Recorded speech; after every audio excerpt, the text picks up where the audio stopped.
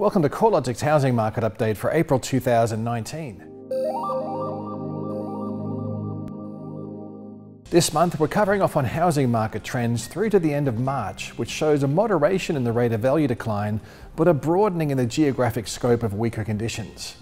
Although the CoreLogic National Hedonic Index series trended lower in March, the actual rate of decline has been easing over the past 3 months. National dwelling values are down 0.6% in March, which was the smallest of the month-on-month declines since values fell by 0.5% back in October last year. While the pace of falls has slowed in March, the scope of the downturn has become more geographically widespread. Dwelling values were down across 6 of the 8 capital cities over the month, with Canberra values holding firm, while Hobart values were 0.6% higher. Outside of the capital cities, most of the rest of state regions also recorded a fall in values. The exceptions were regional Tasmania, where values were 0.5% higher, and regional South Australia, where values were up by 0.3%. The quarterly trend in dwelling values is showing a similar pattern, with 6 of the 8 capital cities recording a fall in values over the March quarter, led by Darwin, which was down by 3.9%, followed by Melbourne, where the market was down by 3.4%, and Sydney, which recorded a 3.2% drop in values. National dwelling values have been trending lower for 17 months and have fallen by a cumulative 7.4% since peaking back in October 2017. Despite the broad-based weakness, the national index remains 15.9% higher relative to 5 years ago, highlighting that most property owners remain in a strong equity position. Markets where values peaked much earlier have shown a much more substantial downturn. In Darwin and Perth, where weak housing market conditions were driven by weak economic and demographic conditions post-mining boom, dwelling values have fallen by a cumulative 27.5% and 18.1% respectively since peaking in 2014. The silver lining here is that housing is now very affordable, and first home buyers are proportionally much more active relative to other areas of the country. On the other hand, dwelling values remained at record highs across Hobart and regional Tasmania, and only marginally lower across Canberra, Adelaide and Brisbane, as well as regional Victoria. Although housing market conditions remain relatively healthy in these regions, conditions have noticeably softened over the past 12 months, with values either slipping or the pace of growth slowing materially. Perth has recorded a further reduction in dwelling values, with the market down 2.9% over the quarter, taking values 7.7% lower over the past 12 months and 18.1% lower since peaking in 2014. Looking at the difference in market conditions across the upper and the lower quartile of dwelling values shows that the most affordable quarter of Perth's housing market is recording weaker conditions relative to the expensive end of the market, with dwelling values down 8.2% over the past year across the lower quartile, while upper quartile values were down a more moderate 7.2%. Buyers are still very much in the driver's seat across Perth, with properties taking an average of 72 days to sell relative to 56 days a year earlier. Overall, the housing market has recently shown some tentative signs that the downturn in dwelling values is losing some steam.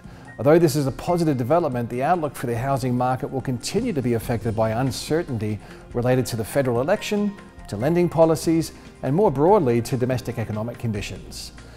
Federal elections generally cause some uncertainty, which is likely amplified more so this time around, considering the potential for a change of government, which will also involve significant changes to taxation policies related to investment.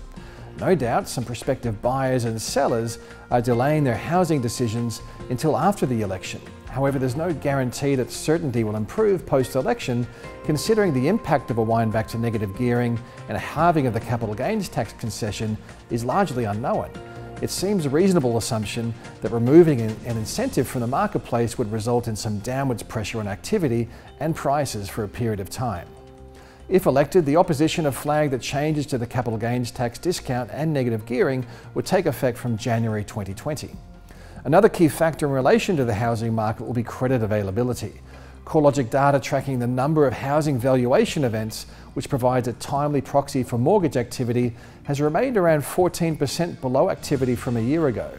A similar trend is confirmed within the less timely ABS housing finance data, which continued to show a reduction in both investor and owner-occupier lending through to the end of January. While this trend in weaker housing finance commitments is very much entrenched for investment lending, the sharp downturn in owner-occupier lending is more concerning.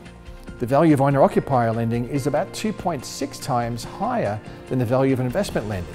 So the substantial drop in owner-occupier mortgage commitments perhaps explains why the housing downturn is becoming more widespread. The value of owner-occupier housing finance commitments, excluding refinance loans, was down 17.1% compared with January last year, and investment credit was 24.6% lower. While there are headwinds for the housing market, other factors are likely to help to offset weakness, such as the high likelihood that the cash rate will be cut later this year, which may result in lower mortgage rates. While any cuts to the cash rate may not be passed on in full, a lower cost of debt will provide some positive stimulus for the housing market.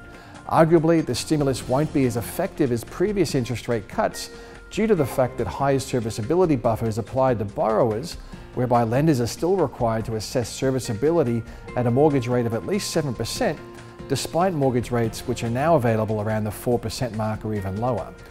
While falling home values are a negative for homeowners, improved housing affordability is the silver lining to this downturn. As dwelling prices trend lower or level out, household incomes are edging higher and mortgage rates remain around the lowest level since the 1960s. First home buyers are clearly taking advantage of the improved levels of affordability and less competition in the market. With the federal budget handed down this month, the federal election to be held next month, and the likelihood of lower interest rates later this year, there's a lot happening that could affect the housing dynamic. If you'd like to stay up to date on all the news and the latest housing market research, make sure you check out our website at www.corelogic.com.au.